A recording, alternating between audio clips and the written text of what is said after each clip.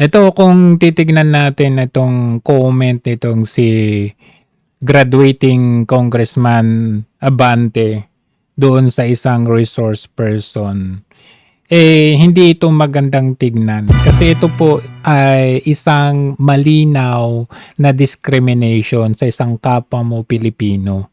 Pakinggan natin muna ito. Nagbabasa lang siya. Pakipaliwanag nga nyo sa amin, Mr. Chinese man, kung bakit tinawag yung Chinese man, Mr. Chinese man, kung bakit tinawag yung stupid law, yung pinirmahan ng ating Pangulo.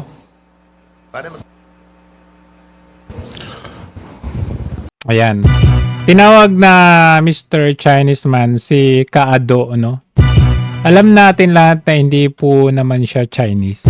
And just because Kaado paglinawan is not really defending China, but just a mere educating the majority of the Filipinos kung ano ba talaga itong usapin sa South China Sea na ito. And then, tinawag ka na ng isang kagalang-galang na congressman na isa ka ng Chinese. So, giving us this connotation and impression na kapag po tayo ay nagsasaad ng isang fact about yung historical, itong dispute dito sa South China Sea, whether South China Sea man yan o West Philippine Sea, isa ka ng pro-China or ikaw ay tuta ng China. Hindi po ito magandang example na sinasambit ng isang kagalang-galang na congressman dahil ito po ay nagbibigay ng hindi magandang kaisipan sa ating mga kapwa Pilipino na para yung mga kapwa nating Pilipino ay mag-isip ng masama towards the Chinese people. Alam natin na humigit kumulang 1 million or more than ang bilang ng mga Chinese Filipino sa Pilipinas. And they're a big part of our community because karamihan sa kanila ay mga businessman. Maraming mga pera, hindi kagaya natin. So, yung putting a hatred or dislike sa mga Chinese, hindi po maganda yon dahil nagkakaroon na ng fear ang Chinese people na mag-tour sa bansa natin or mag-invest sa bansa natin. Kumbaga, anything who is connected or even in line with the Chinese or even yung parang bang may kaibigan kang Chinese or merong ka-business kang Chinese or may Chinese na merong business sa Pilipinas, parang iba na yung effect. Kaya kung titingnan natin yung population ng Chinese na sa bansang Pilipinas at this current administration ay bawas na po. Hindi na po kagaya dati. Kung titingnan natin itong mga sentiments ng ating mga Filipino-Chinese sa Pilipinas ngayon ay hindi na po maganda. Yan po kasi yung tinatawag nating xenophobia.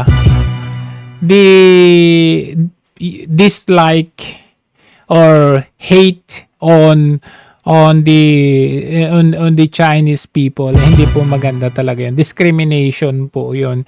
Maalala ninyo yung nangyari kay yung Manila bus hostage noong 2013. Panahon po yan ni Pinoy. Nagkaroon ng discrimination towards Filipinos, lalong-lalo na dito sa Hong Kong nung time na yan. Hindi ba hindi maganda yung sa pakiramdam natin na nilalahat po tayo? Na porke ganun ang ginawa ng isang Rolando Mendoza, lahat na ng Pilipino mga agresibo at nakatakot-takot na mamamatay tao, parang ganun. Hindi ba ayaw natin ganun? But why are we doing this? To the point na isang mambabatas. Actually, hindi lang mambabatas, yan na yung mga rhetorics, no? Ng, like for example, nasa PCG, anything anything you say favoring on China is pro-China ka na, ano ka na, bayaran ka ng China, hindi po maganda. Let us watch some of the sentiments of the Filipino-Chinese sa ating bansa.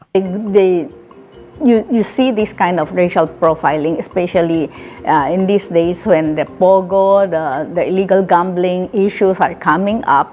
So they would tend to see a Chinese and then they say, "Oh, you Chinese, you should leave our country." Yan ang sinasabi din ng mga inchik dito sa mga kababayan nating mga Pilipino dito. Kapag merong magulo, sasabihin nila sa'yo, "Oy, go back to your country." Di ba ayaw natin yun? Philippines, there are about 1.2 million people of Chinese ethnicity, known as Chinoys. They make up less than 2% of the total population. The community is facing growing anti-China sentiment in the Philippines, Grabe. driven by tensions in the South China Sea and controversies such as the crackdown on Philippine offshore gaming operations. Ngayon lang nangyari ito sa administrasyon na ito. At saka sa Pilipinas lang nangyari. Kasi sa ibang bansa like sa Vietnam, Malaysia, Singapore, may mga disputes din yung mga yan. But there is no like this discriminatory mga statements towards the Chinese people. Kasi at the end of the day, tao din lang naman tayo, di ba? Just because meron kayong dispute, kasama ka na doon, damay-damay na lahat doon. Hindi naman sana ganun, di ba? Here is mutual understanding and relationships between countries.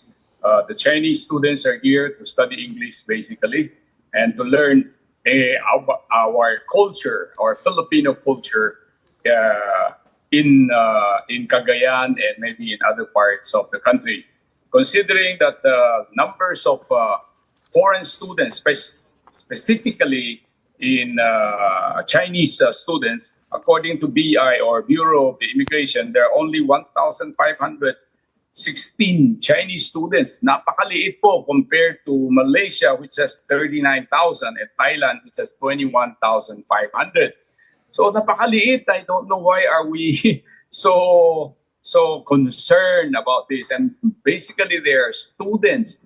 Napakalaking tulong po ito na they will send students to study here and understand the culture in the Philippines. So we should welcome them with open arms instead of, in fanning this xenophobia.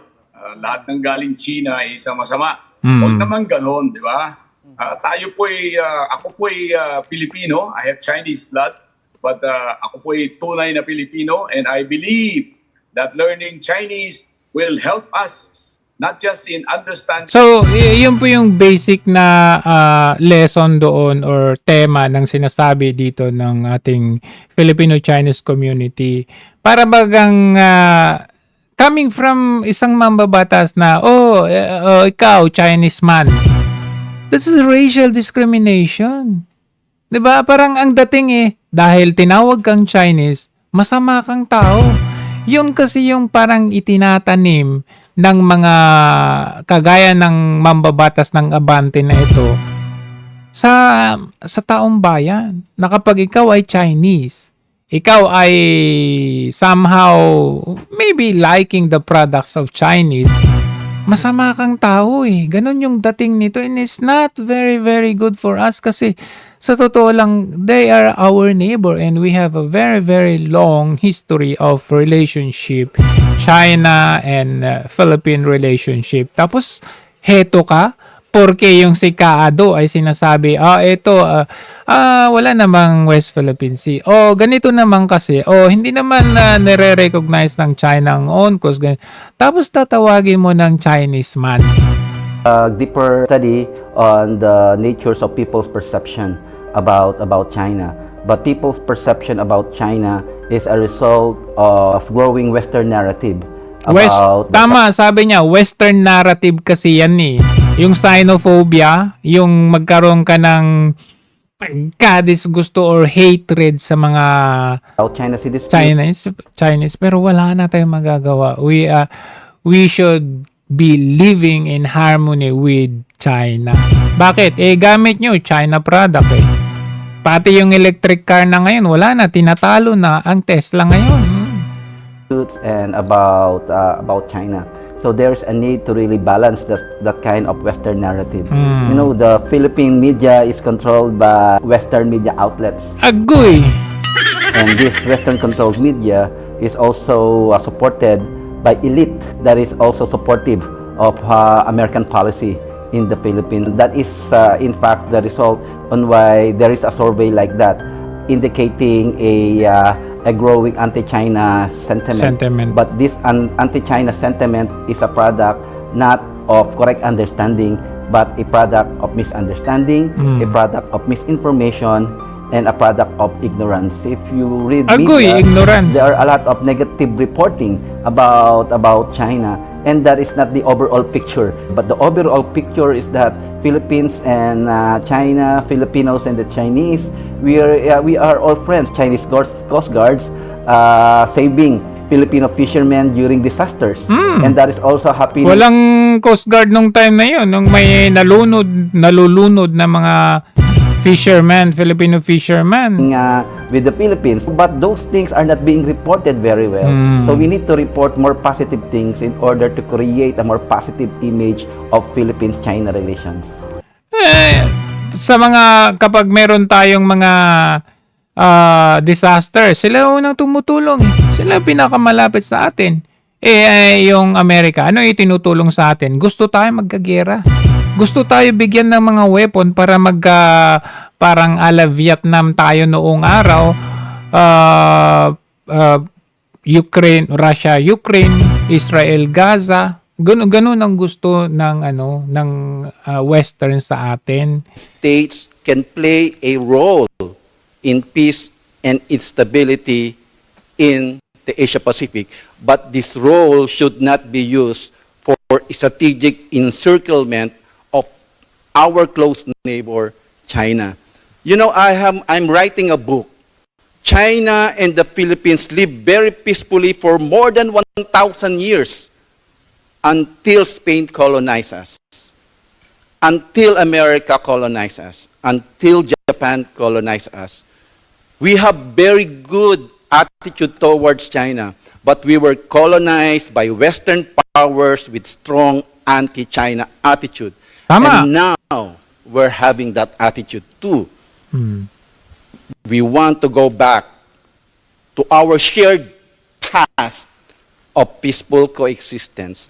The South China Sea was not the sea that divided Filipinos and the Chinese. The South China Sea was the source of our connection, the source of our shared history, the source of our shared experiences. But that kind of history was distorted by colonialism. Oh. Ngayong administrasyon na ito, at saka nung past, bago si Tatay Digong, bago si Duterte, kasi nung panahon ni Duterte, we had a harmonious relationship with China. Sa totoo lang, kasi gano'n naman talaga kasi kapitbahay natin. Kaya nga wala tayong masyadong balita na nagkakaroon ng dispute or tension or nagkagulo or nag-water cannon ng panahon ni Tatay Digong. Sinasabi ni Tariela na, hindi kasi nung panahon ng previous administration, wala kasing reporting ng mga ganyan. Hindi nire-report ng mga ganyan, walang transparency. Anong walang transparency? Wala ka talagang may re-report na ganyan. And there was one time na parang merong nangyaring ganyan. Nagalit si Tatay Digong, sinabihan niya yung China. Ganun naman talaga yan eh. Hindi kagaya ngayon na ultimo yung mga Filipino fishermen natin, takot na silang pumunta dyan. Bakit? Nandyan na sila eh. Ang lapit-lapit na sa atin. Wala tayong magagawa. Hanggang tingin na lang tayo, hanggang dakdak na lang yung mga kagaya nila Tariela na yan. Kasi hanggang salita lang sila. Hindi naman sila matapang na para sugurin sila, di ba? Unlike yung Vietnam, unlike yung Malaysia, meron silang capability na hindi sila nagre-rely sa Western to defend their own territory. Tayo, Asan yung mga kano? Nung nagkaroon ng mga tension na ganyan, may naputulan ng daliri, nasaan sila? Oh, sige. Sige pa, more on xenophobic attitude pa, ha? Para tuluyan ng mawalan na tayo ng mga ano, kasi nakita ninyo, nabawasan din tayo ng mga ano tawag nito, ng bilang ng pagpasok ng estudyanteng, mga incheck, nabawasan din tayo ng bilang ng mga tourism na papasok sa bansa natin. It is because of this attitude. Galing pa sa isang mambabatas